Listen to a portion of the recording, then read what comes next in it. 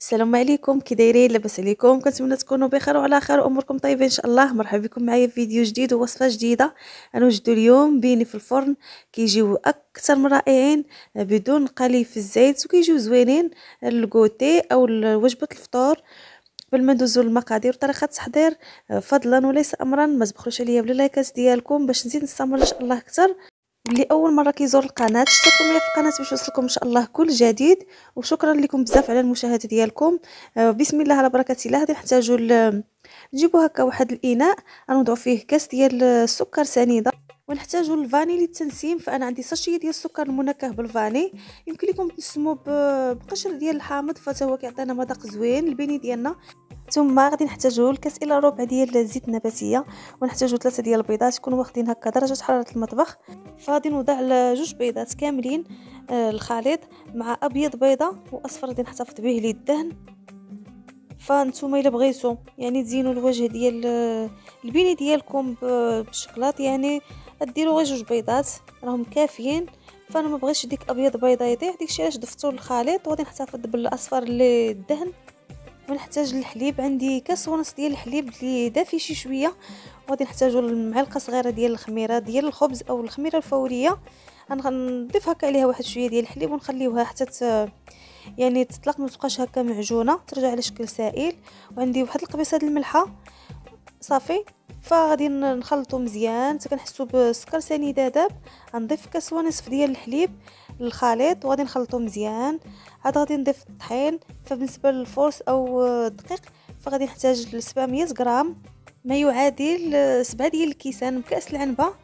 فمن بعد ما خلطت المكونات جيدا فنضيف 2 كيسان ديال الدقيق او الفرص الخاص بالحلويات. فنضيف هكا 2 كيسان وغادي نخلطو مزيان. ثم غنضيف 2 كيسان وحدين اخرين. فبالنسبه للدقيق او الفرصه البنات ما نضيفوهش هكا دفعه واحده، يعني نضيفو هكا الدقيق شويه بشويه وحنا كنجمعوا العجينه ديالنا. كما كتعرفوا فالفرص كاين النوعيه اللي كتشرب، كاين اللي ما كتشربش السوائل. فاحنا بغينا نحصلوا على واحد العجينه اللي كتكون خفيفه شيئا ما، يعني يكون الملمس ديالها هكا رطب، ما تكونش قاصحه بزاف.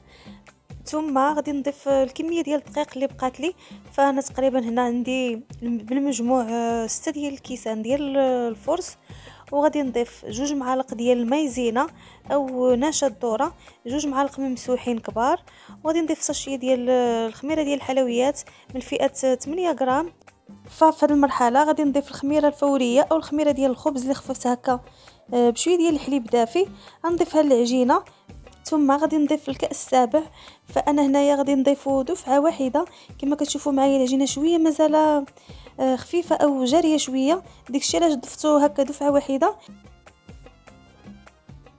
ودائما كيبقى الكميه ديال الفرص على حسب الحجم ديال البيض والنوعيه ديال الفرص، يعني كاين اللي كيتشرب وكاين اللي ما كيتشربش. داكشي علاش خصنا نضيفو هكا الدقيق على دفعات باش نتحصلوا على قوام ديال العجينه يكون بهذا الشكل هذا، يعني ما تكونش قاصحه بزاف وما تكونش خفيفه بزاف.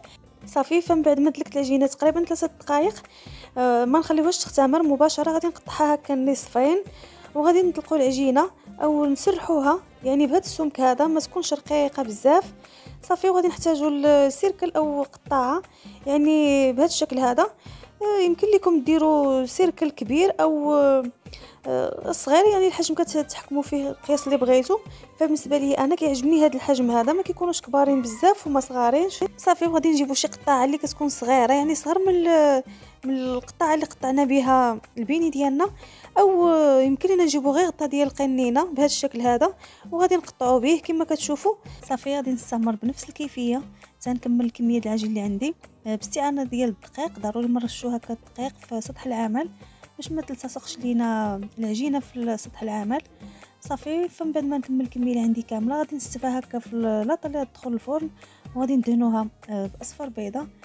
نضيفوا معلقه ديال الخل الاصفر بيضه اللي حصفنا به في الاول مع راس معلقه هكا ديال القهوه سريعه الذوبان. صافي. وغادي ندهنوا به البيني ديالنا بهذا الشكل كما كتشوفوا. صافي. وغادي نحتاجوا الكاوكاو كونكاسي او اللوز كونكاسي او رقائق اللوز اللي غادي نزينوا به الوجه ديال البيني، يعني على حسب الموجود عندنا او اللي متوفر عندنا.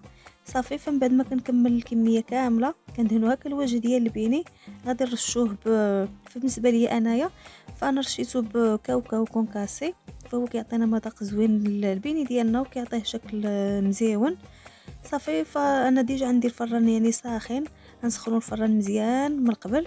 فمن بعد ما كندخلوا اللاطه ديالنا الفرن كنقصوا هكا العافيه وكنوضعوا اللاطه في الفرن يعني من الفوق، والعافيه كتكون في الاسفل يعني حتى كيتنفخوا لينا او كيطلعوا البيني، عاد كنهبطوهم هكا يتحمروا من الوجه ديالهم يعني وكيكونوا طابوا من الاسفل. صافي. فمن بعد ما كطيب الحلوه ديالنا او البيني يعني بهذا الشكل هذا كيتحمروا كياخذوا واحد اللوين زوين ذهبي بهذا الشكل كما كتشوفوا، كيجي مذاق غزال. كنتمنى تجربوا الوصفه ديال اليوم وما تبخلوش عليا بلا لايكات ديالكم واشتراك معايا في القناه الاول مره كيزور القناه. وشكرا لكم بزاف على المشاهده ديالكم وعلى اللايكات ديالكم، وخليتكم على خير وبخير حتى وصفه جديده ان شاء الله وفيديو جديد.